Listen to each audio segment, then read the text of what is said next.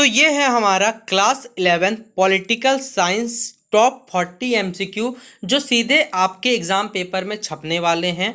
एकदम लिख के रख लीजिए, जितने भी एमसीक्यू करवाया जाएगा आपको वो आराम से कर लीजिए। मॉडल सेट तो करके ही जाना है, मॉडल सेट से कुछ हटके भी मैंने आपके लिए सवाल लेके आया हूँ।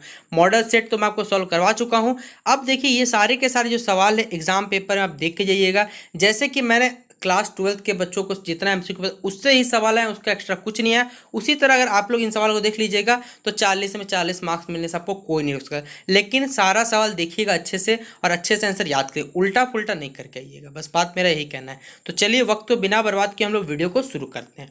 पहला सवाल इंपॉर्टेंट मार्क कर लीजिए कि भारतीय संविधान में उल्लेखित कानून का समान संरक्षण। देखिए कानून का क्या है, समान संरक्षण, ये जो वर्ड है वो किस देश से लिया गया हमें ये बताना है। अमेरिका से, ब्रिटेन से, कनाडा से या फिर ऑस्ट्रेलिया से। जो पॉलिटिकल साइंस इंग्लिश में रखे जो बच्चे उनके लिए देखिए बड़ी बात नहीं है कि कानून का समान संरक्षण ये वर्ड आपको कहाँ से, क्योंकि ऑब्जेक्टिव है सब्जेक्टिव नहीं है, आपको समझने में दिखे। क्योंकि पॉलिटिकल साइंस एक ऐसा सब्जेक्ट है, आप इंग्लिश लिए हिंदी लीजिए, दोनों में कोई फर्क नहीं है, समझना आपको दोनों की लैंग्वेज में पड़ेगा। ठीक है, तो कानून का समान संरक्षण ये वर्ड कहाँ से लिया है, वो ब्रिटेन से लिया है। ठीक है, अगला सवाल है हमारा, किसने क्रिप्स मिशन प्रस्ताव को दिवालिया हो रहे बैंक के चेक की संज्ञा दी थी। सीधा बात है, भारत में क्रिप्स मिशन आया था, इसे हमने क्या कहा था, दिवालिया हो रहे बैंक की संज्ञा दी थी, मतलब उपाधि दी थी कह सकते हैं। तो किसने दिया था, गांधी जी ने दिया था। महात्मा गांधी ने कहा था कि जो क्रिप्स मिशन है वो क्या है, दिवालिया हो रहे बैंक के चेक की तरह ही है जस्ट। ठीक है, तो 2 का एस का सही जवाब होगा। अगला वीवीआई सवाल, संविधान सभा का स्थायी सदस्य बोला है, स्थायी सदस्य कौन है, doctor Rajendra Prasad. Option number क्या है, ए। भारत के प्रथम राष्ट्रपति डॉक्टर राजेंद्र प्रसाद, ये भी याद रख लीजिएगा, आपको मालूम है लेकिन बस आपको याद करवा रहा हूँ। अगला सवाल है हमारा, भारतीय संविधान सभा का जो गठन हुआ था किस योजना की सिफारिश, यानी जो आपका हमारा संविधान सभा गठन हुआ, संविधान बनेगा, इसके लिए देखिए क्या हुआ था, एक योजना आया था, उसके आधार पर किया गया था। तो क्या था वो याद है, याद रखिएगा, कैबिनेट मिशन योजना। लेकिन कौन सा ईयर, 1946 को हुआ था, याद रखिएगा। हमारे संविधान को बनने में कितना साल लगा, 2 साल 11 महीना 18 दिन। 26 नवंबर 1949 को संविधान बन के रेडी हो गया था, लेकिन इसे लागू करते करते 26 जनवरी लग गया हमें समय, ये भी बात याद रखिएगा। ठीक है, 26 नवंबर को हम लोग क्या मनाते हैं, कॉन्स्टिट्यूशन डे मनाते हैं, संविधान दिवस के रूप में हम लोग उस दिन को मनाते हैं। अगला सवाल है हमारा, भारतीय संविधान की प्रस्तावना। हमें जानते हैं कि हमारे संविधान प्रस्तावना है, ठीक है, जो प्रेम्बल है उसे हम क्या कहते हैं, soul of the Indian constitution, भारतीय संविधान की आत्मा कहा जाता है। ठीक है, तो ये भारतीय संविधान प्रस्तावना में किसका उल्लेख नहीं है, संघवाद का, समाजवाद का, बंधुत्व का या फिर पंथ निरपेक्षता, किसका यहाँ पर जिक्र नहीं है हमें वो बताना है। तो वो है ऑप्शन नंबर ए, संघवाद का यहाँ पर कोई भी जिक्र नहीं किया गया अगर आपने संविधान की प्रस्तावना पढ़ी है तो।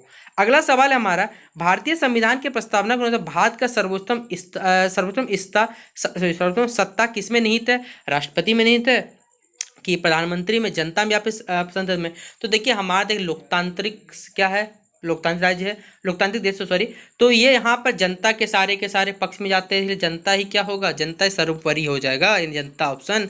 अगला सवाल हमारा, संविधान की प्रस्तावना को भारत की राजनीतिक जनकुंडली किसने कहा। सीधा बात है, इंपॉर्टेंट है, टिक कर लीजिए। ये जो वर्ड है किसने कहा था, वो कहा था के.एम. मुंशी ने कहा था कि ये संविधान है, संविधान की जो प्रस्ताव वो भारत की राजनीति, यहीं से इनका जन्म हुआ है, यही सीधा बात है। तो के.एम. मुंशी ने कहा था, 7th का डी टिक करिएगा। अगला सवाल हमारा, निम्नलिखित में से कौन है राजनीतिक, यानी ये हमारा पॉलिटिकल राइट है, सीधा बात है। तो देखिए पॉलिटिकल राइट मतलब क्या, मत देने का अधिकार, ये तो हमें मौलिक अधिकार है मिला हुआ है। ठीक है, सबको वोट देने का अधिकार है, निर्वाचित होने का अधिकार है, सार्वजनिक पद पाने का अधिकार है, लेकिन स्त्री और पुरुषों का समान अधिकार ये हमें किसने दिया है, तो दिया है राजनीतिक अधिकार। ये ऑप्शन नंबर सी इसका सही जवाब होगा। ठीक है, सी पे टिक करिएगा।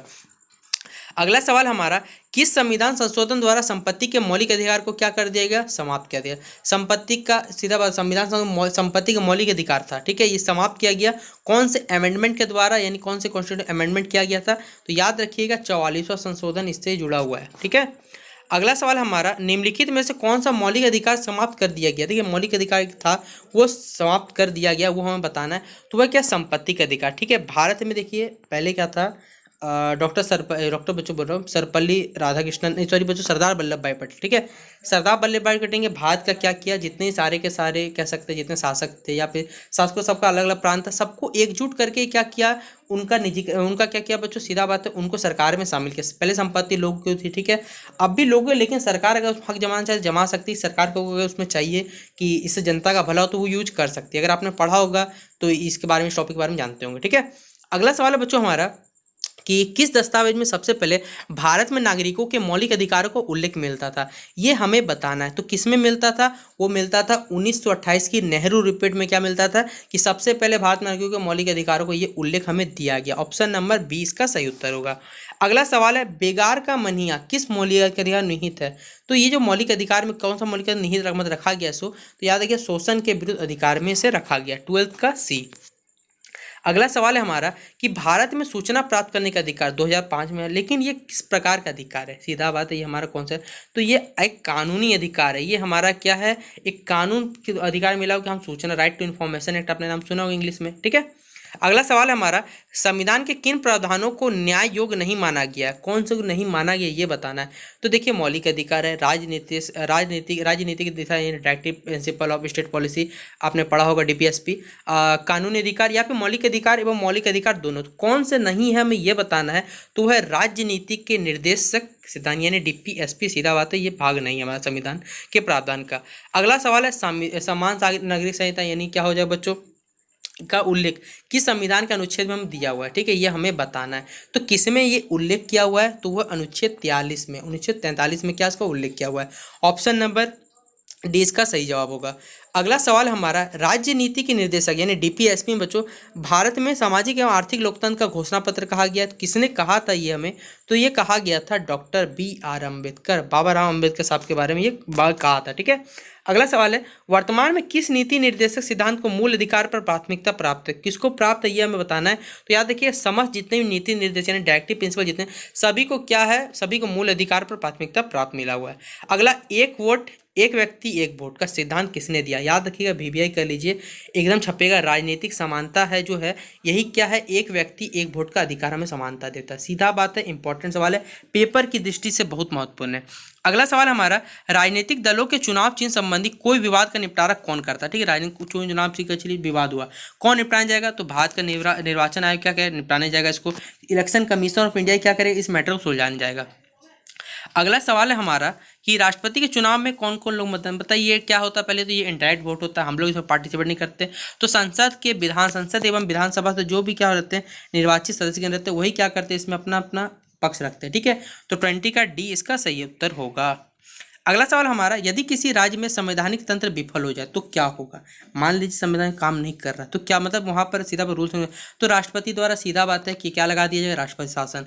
आप लोग को मालूम भी नहीं होगा सर, जहाँ तक कि झारखंड में कितना बार राष्ट्रपति कानून लग चुका है, क्योंकि सरकार यहाँ का तो कुछ अलग ही कहना है यहाँ पर, ठीक है। देखिए अगला सवाल हमारा, राष्ट्रपति के विरुद्ध महाभियोग, ठीक है, प्रस्ताव पारित करने के लिए संसद के प्रत्येक संघ कितने बहुमत की आवश्यकता होती है? तो याद रखिए कितना चाहिए वहाँ पर? कुल सदस्यों का 2/3 बहुमत चाहिए। ऑप्शन नंबर क्या हो जाएगा? सी इसका सही उत्तर होगा। अगला है, प्रधानमंत्री का जिसको हटाना, बताइए क्या करना, मान लीजिए कैसे हटाया जाएगा? तो देखिए सीधा बात है, साधारण बहुमत से लोकसभा में क्या लाया जाएगा? एक अविश्वास प्रस्ताव लाया जाएगा और बस प्रधानमंत्री को हटा दिया जाएगा, ठीक है। जैसा अभी मोस्टली पाकिस्तान आपने देखा होगा, पाकिस्तान की न्यूज़ अगर आप इमरान खान के बारे में पढ़ते हैं तो आपको मालूम चल जाएगा ये। अगला सवाल है कि लोकसभा में सरकार के विरुद्ध अविश्वास प्रस्ताव पारित करने के लिए कितने बहुमत की आवश्यकता होती है? तो याद रखिए कितने की, वो होता है साधारण बहुमत भी चलेगा तो पास कर सकते हैं, ठीक है। अगला सवाल है हमारा, किस बिल पर राष्ट्रपति अपना विशेष अधिकार का प्रयोग कर सकते हैं? कौन से बिल पे हमें बताना, तो याद रखिए कौन से बिल पे कर सकते हैं? तो गैर धन विधेयक पे क्या कर सकते हैं? विशेष अधिकार उनको प्राप्त किया गया। अगला, संसद में शामिल है, बताइए ये क्या सवाल दिया हुआ है? राज्यसभा है, लोकसभा है, ठीक है, राष्ट्रपति, ये तीनों ही क्या संसद के शामिल है, ठीक है। 26 का डी टिक करिएगा। फिर भारत में लोकसभा के स्पीकर यानी अभी तो कौन बच्चों? ओम बिरला है, ठीक है। लोकसभा के स्पीकर क्या उनका कथन यहाँ असत्य कहा गया? तो देखिए यहाँ पर कौन सा असत्य है? चारों पढ़िए तो आपको पता चलेगा कि लोकसभा में सत्र बुलाने का अधिकार नहीं है ये, ठीक है। तो 27 का सी इसका सही उत्तर होगा। अगला सवाल हमारा, उच्च न्यायालय के न्यायाधीशों को उनके पद से हटाया जाता है किसके द्वारा? तो याद है किसके द्वारा हटाया जाता है? ये संसद द्वारा हटाया जाता है, ठीक है। अगला सवाल है 29 नंबर, सर्वोच्च न्यायालय के मौलिक क्षेत्राधिकार में कौन सा विवाद आते हैं, ठीक है, कौन कौन से विवाद उनके अंतर्गत आते हैं ये बताना है। तो केंद्र और देखिए जितने सारे राज्यों के बीच में कोई विवाद हुआ तो ये सुलझाने का काम किसका? सुप्रीम कोर्ट का है। अगला सवाल हमारा, संविधान की किस अनुसूची में भारतीय संघ में शामिल राज्यों तथा केंद्र शासित प्रदेशों का उल्लेख किया गया है? तो याद रखिएगा ये पहली अनुसूची है। ऑप्शन नंबर ए क्या हो जाएगा? सही जवाब होगा। अगला सवाल हमारा, कि संघीय व्यवस्था उन देशों में उपयुक्त है जहाँ पर क्या होती है, तो याद रखिएगा जहाँ पर राज्य का आकार बड़ा हो वहाँ संस्कृति में क्या बहुत सी विविधता डाइवर्सिटी होती है वहाँ पर। अगला है राज्य पुनर्गठन आयोग के अध्यक्ष कौन थे, याद रखिएगा राज्य बना था, सबसे इंपॉर्टेंट सवाल है, मैंने आपको जस्ट पढ़ाया था, कौन थे, याद रखिए फजल अली को अध्यक्ष बनाया, लेकिन एकीकरण का काम किया सरदार वल्लभ भाई पटेल ने किया था। अगला है हमारा भारत में क्षेत्रीय परिषद की बैठक का अध्यक्षता कौन करता है, जितने भी क्षेत्रीय परिषद तो कौन करता है, तो याद रखिए ये भी सवाल कि केंद्रीय गृह मंत्री। क्या हो जाएगा 33 का सी इसका सही उत्तर है। अगला सवाल है भारत में किस केंद्र शासित प्रदेश का क्षेत्रफल 3 राज्यों में फैला हुआ है, तो याद रखिएगा ये भी पुडुचेरी, याद रखिएगा इंपॉर्टेंट है। अगला कौन पंचायत के संबंध में 73वें संविधान संशोधन की विशेषता नहीं है बोला गया है, तो ये कौन सा नहीं है कि प्रत्येक स्तर पर पंचायत अध्यक्षों का प्रत्येक चुनाव, ये 35 का ए इसका आंसर हो जाएगा। अगला सवाल है किस स्थान को शहरी क्षेत्र, देखिए सीधा बात है कोई भी क्षेत्र को हम शहर कितनी जनसंख्या वहाँ होनी चाहिए हमें ये बताना है, तो वह कम से कम 50,000 कम से कम आदमी मनुष्य होने चाहिए। अगला सवाल 37 नंबर, एक अच्छा सेवक किंतु बुरा स्वामी है, ये इसके बारे में कहा गया, तो सीधा बात है ये क्या एक नौकरशाही के बारे में ये जो वर्ड है कहा गया है। अगला सवाल हमारा निम्नलिखित में से ऐसा कौन सा देश है जहाँ लोक सेवकों को संसदीय चुनाव में भाग लेने की छूट मिलती है, देखिए फ्रांस है, इंग्लैंड है, अमेरिका या फिर भारत है, तो क्या होगा सही जवाब इसका हो जाएगा फ्रांस में क्या है एक ऐसा देश है जहां पर क्या लोक सेवक संसदीय चुनाव में भाग लेने छूट है।